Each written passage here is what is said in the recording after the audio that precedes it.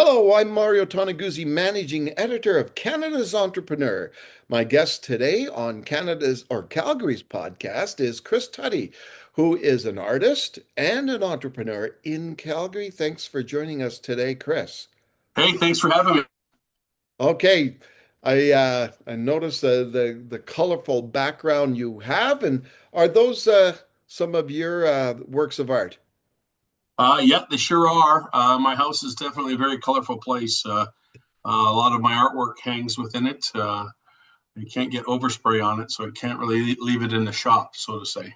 Yeah. So tell me just a little bit about what you do, Chris, and For the most part, I've always inspired to be an artist. I mean, I've definitely gone down different channels in life and occupations, but it's kind of brought me full circle back to artwork. And as an artist, I think, you always need to be pursuing it in one way or another in life. And so, in life's endeavors, full circle, I'm back to being a full time artist in my middle life, I guess you could call it. what are your subject material?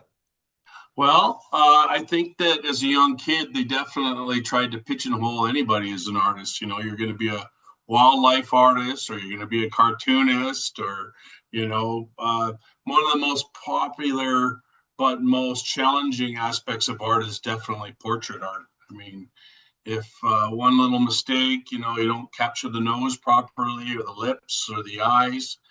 So I gravitated more towards celebrity art and music because I'm involved in a lot of music as well as some of the entertainments and the arts as well. So that gravitated towards that. So I do a lot of portraits, and I try to get some famous people to sign those portraits, and then in turn do good. So I have a different business model than most. I'm not in a lot of galleries anymore. I like to at least give half the proceeds of my artwork to uh, any type of a worthy cause. Oh, interesting. Yeah. So give me I guess a range of some of the most interesting portraits you've done or if you felt you've done over the years. Wow, it's you're always trying to jump the shark, as they say. I don't know if it's a term that a lot of people would understand nowadays, but in the TV show Happy Days, of course, when the ratings went down, Fonzie had to jump a shark. So for me, I go, it's always, what have you done lately? I mean, 3 years ago, I had the opportunity of meeting Kevin Costner, getting him to sign some artwork for me, and we raised money for the Veterans Association. We raised over $40,000 with that. So Whoa. that was amazing. And I think that the more transparency, the more honesty they have with people, the easier it is to connect with successful people. And I think that that's where a lot of us miss the boat, is that transparency, showing people and giving a fair accounting of where the artwork goes and what cause that it goes to. So things have definitely been easier for me. I have a lot of people that, in my corner, not just family and friends, but lifelong family friends. People like Bill Brown from Elevated Auctions has supported my artwork. Steve Gillis is a big supporter as well. We do music for mental health. So, when you get a good group of people around you that believe in you and believe what you do, you're only going to get better. Mm. Who are some of the people you've met along the way? Some of the most famous people. Well, Morgan Freeman was one. I was able to do some artwork for the Tallahassee River Foundation. So he's big into that, and it's actually bringing education to the kids. That it's a lot of people don't really understand the way of life. Like even in New Orleans, Hurricane Katrina, like the amount of people that are actually living in the sticks in actual poverty. So that was a pretty big accomplishment for me. That got me a lot of attention as well. The Kevin Costner thing, through Music for Mental Health and Steve Gillis, I've gotten the chance to meet everybody from Kiss to Metallica to Ozzy Osbourne. So, and I think it's really neat that, I mean, a lot of us are surrounded by yes people. It's good to encourage people, I think, but at the same time, if you're not really on the right career path. I don't know if you always need that encouragement.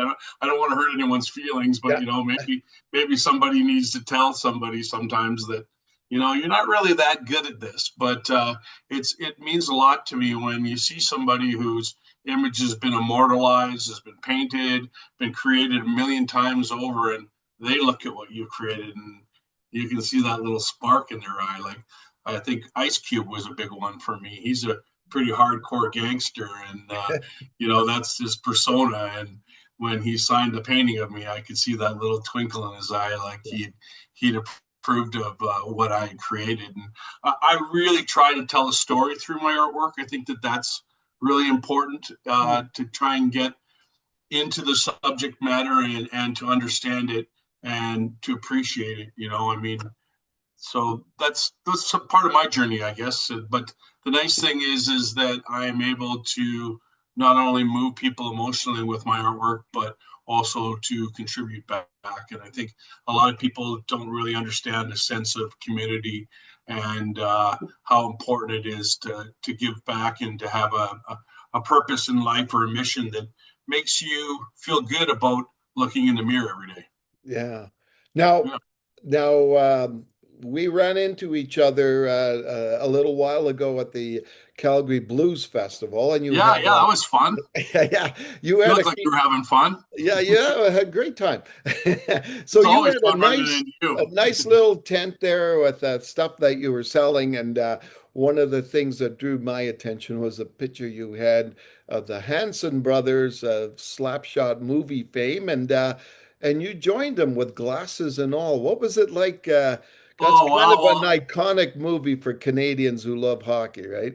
the rest of my office, if you were able to see past the cameras in the other direction, are actually pictures of all the Hanson brothers here up in my office right now. So I've got Jeff here, I've got Steve Hanson here, I've got Jack.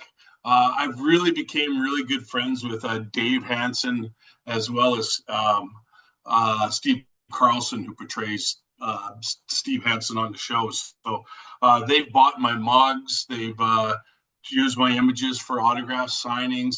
These guys are just amazing ambassadors for hockey. Never, you know, my whole life I dreamed of being a hockey player, but unfortunately I didn't grow until a lot later in life. So I had a broken collarbone and I Oh, still have some issues with my shoulder. But, yeah. you know, I've got to hang out with them several times as well. I know Murray Fiegel did an event with them too as well, where they came down and we've just had a lot of laughs and joking around. But as for international, like the Hanson brothers are it for hockey. Like you go to the States, in the United States, and Gretzky's popular, but hockey isn't really that big of a thing when it comes to artwork. But the Hanson brothers, that's a sure hit, and those guys they're hilarious. They're a lot of fun. So I've really enjoyed my time working with those guys. Okay, let's get back at in terms of the actual art of what you do.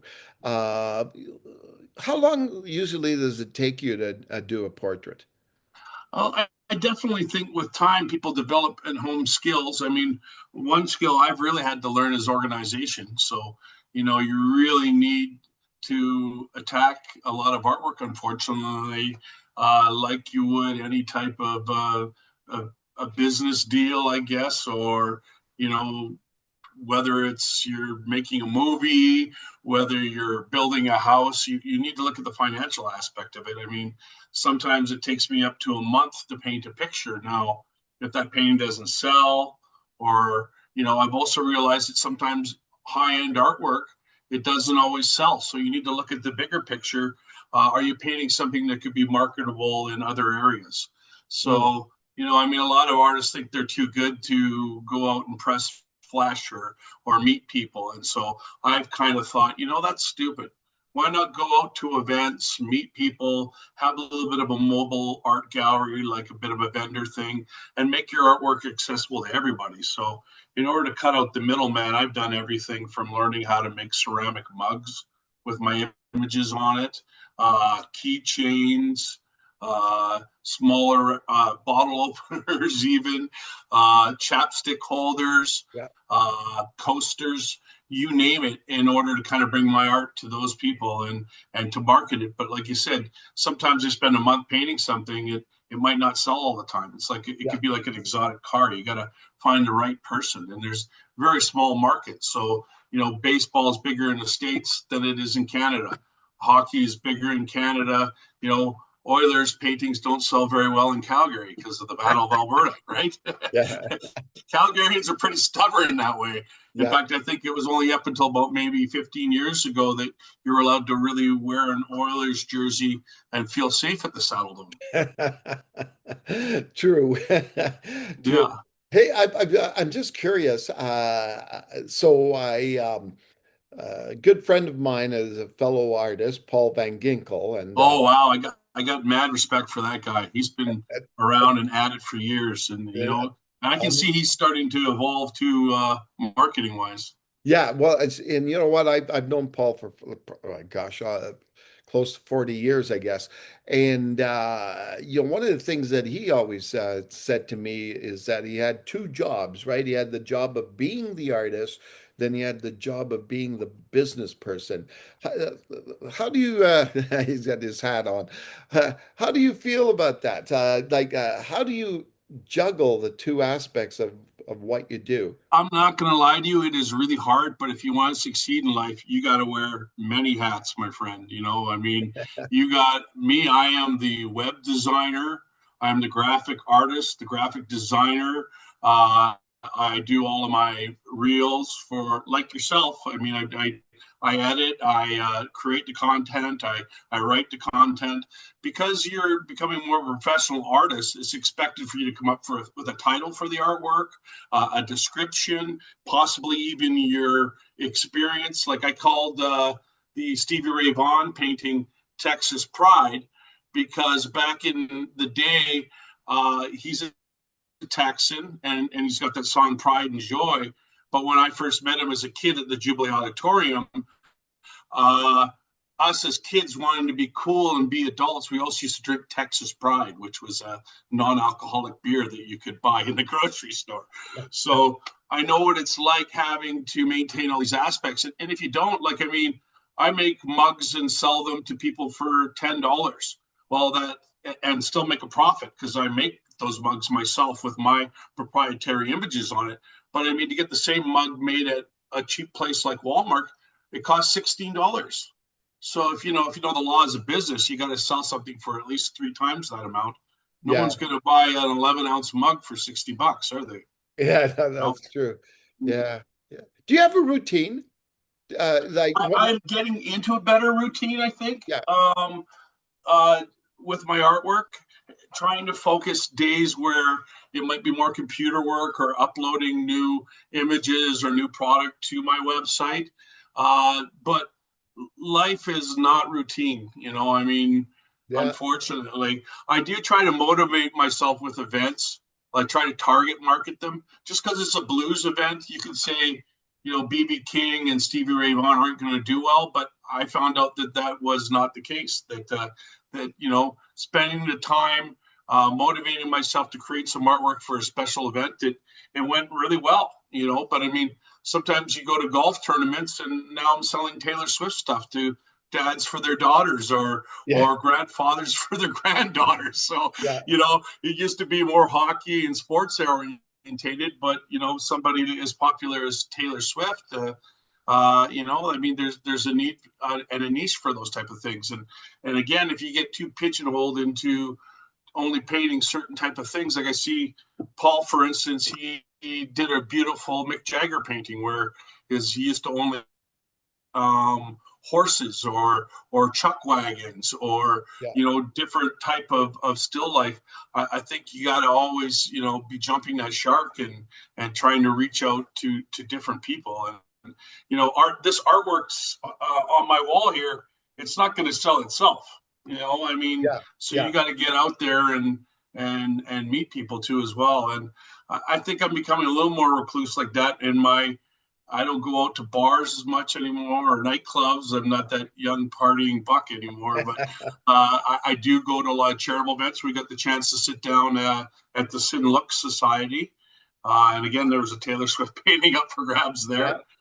Before her, it was always Marilyn Monroe. So she was the one that always made me Yeah. successful as an artist. So, I guess, Chris, you've got to sort of be on top of the current pop culture, right? To see who's popular and who's not. Like, how do you do that? How do you stay on Well, top of that? oh, that's cool that you asked that. Like, even talking to my dad, he had paid for a Netflix family account, right, for me and his grandkids and stuff like that. And then Yeah. he still continually pays and allows me to use it.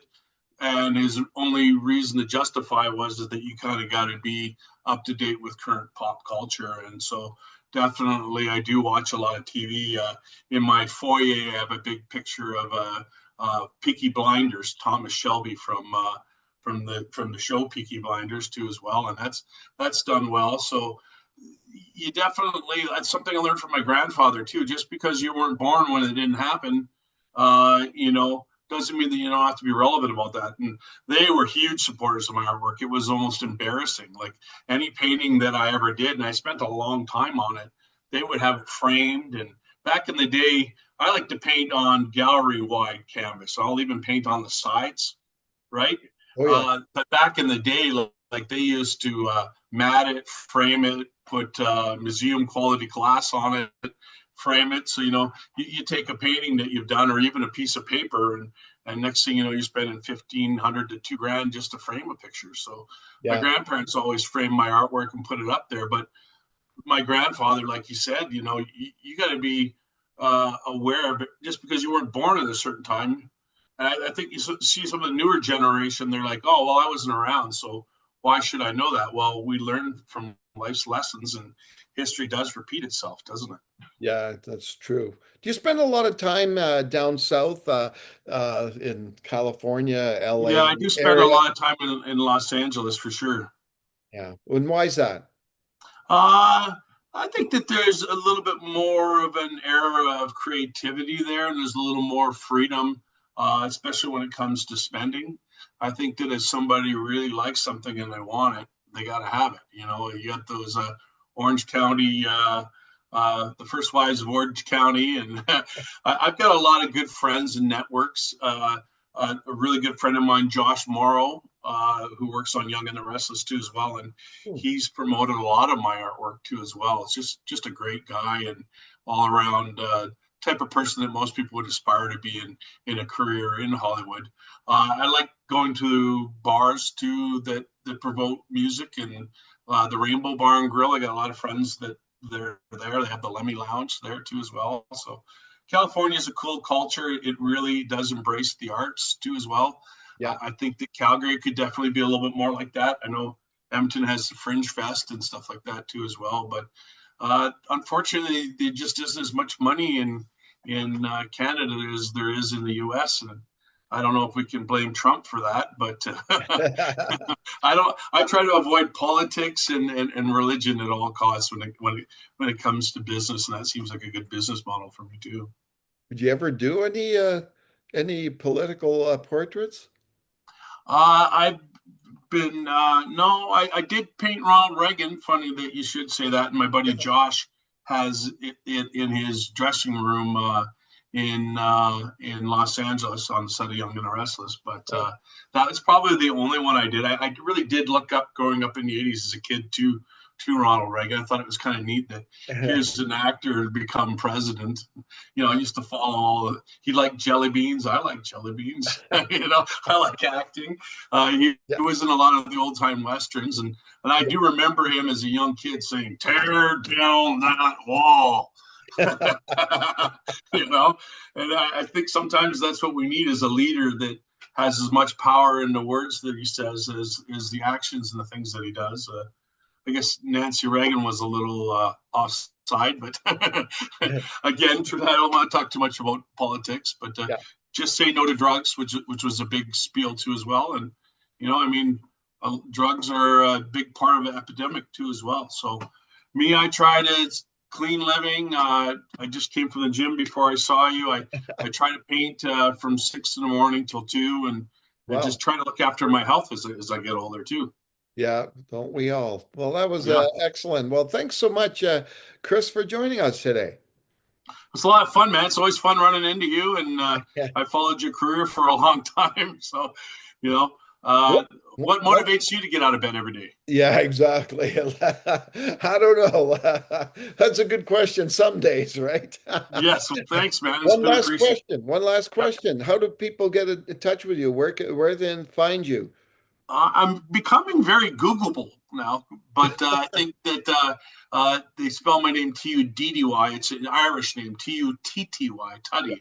But definitely wildwesthollywood.ca is a website that I painstakingly worked on over the Christmas holidays. So I'm always taking feedback and trying to make that better. But that's a whole nother world. You need to know the shipping weights of your artwork, how Oh much it boy. Yeah. weighs in boxes and everything. But that would be the best way. Or hey, if you're out and about in Calgary, or you got an event or a charity, contact me on my website. And if there's a way that I can help you out with some artwork, I'd be more than happy to do that. Okay, wonderful. Well, thanks so much, Chris, again for joining us today. All right. Thank you very much. It's been a pleasure talking with you. Okay, that was Chris Tutty, who is an artist and entrepreneur based in Calgary. I'm Mario Toneguzzi, managing editor of Canada's Entrepreneur. Thanks for joining us today.